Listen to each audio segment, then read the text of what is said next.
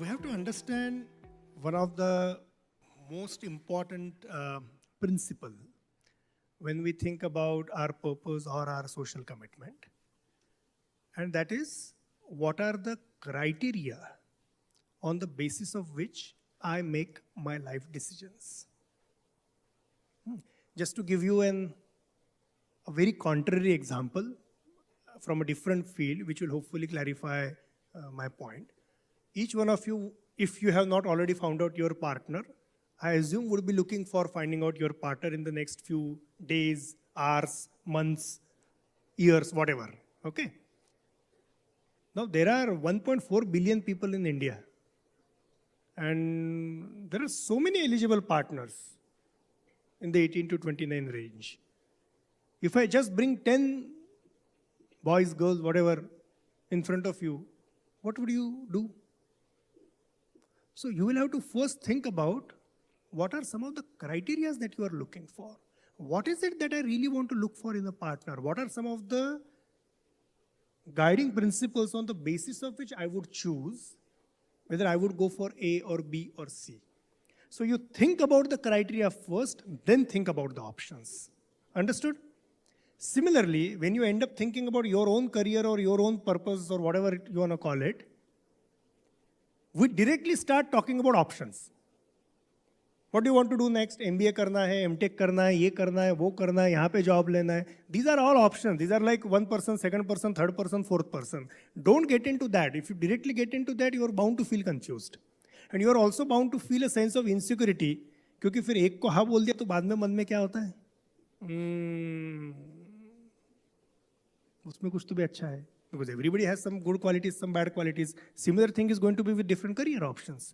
So the prior thing is for me to decide what are some of the criteria for me to make my life choices, for me to commit to my purpose. Now, just to give one example and to illustrate this criteria, when I was in school, when I was in 11th and 12th, I was most fascinated by physics. I still am. I think it's the most fundamental subject. It's a remarkably beautiful subject and I enjoy it. I like it. So once upon a time, I had this career aspiration that I should do BSc, MSc, PhD physics, go and do high quality research in physics, this and that. Now when I finished my 12th, there were no ICERs in India. So most likely it meant that I would have to go and settle in the US. So now this was a real question. Why was I saying that I want to go and do physics? Because I liked it. So what is the criteria here? What's the criteria that I'm using? My liking. Okay, so the real question is what I like a good enough, sufficient criteria to decide what to do in life?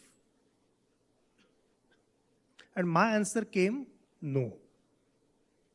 It's an important criteria, but it is not sufficient. It is necessary, but not sufficient. You must have read that in some of the mathematical concepts. Necessary, but not sufficient kind of criteria. You need to like what you're going to do. But what I like cannot be the sole criteria of deciding what I want to do in my life. What I like can be a criteria to decide my hobbies. And I have innumerous hobbies. And when I choose my hobbies, I go solely by what I like. मैं वो करूँ ना करूँ मेरा problem है. एक आध दिन जमता है, एक आध दिन नहीं जमता है, कोई दिक्कत नहीं. मुझे पढ़ना पसंद है, मैं करता हूँ. मुझे स्विमिंग पसंद है, मैं करता हूँ. These are all my hobbies. I like them. So liking का component hobbies के लिए है. Profession या career या purpose में you definitely need to like it, but that is not sufficient. There has to be something more. So what is that more? For me, the more was, is it needed in the outer world? What's the need? Whose need am I solving?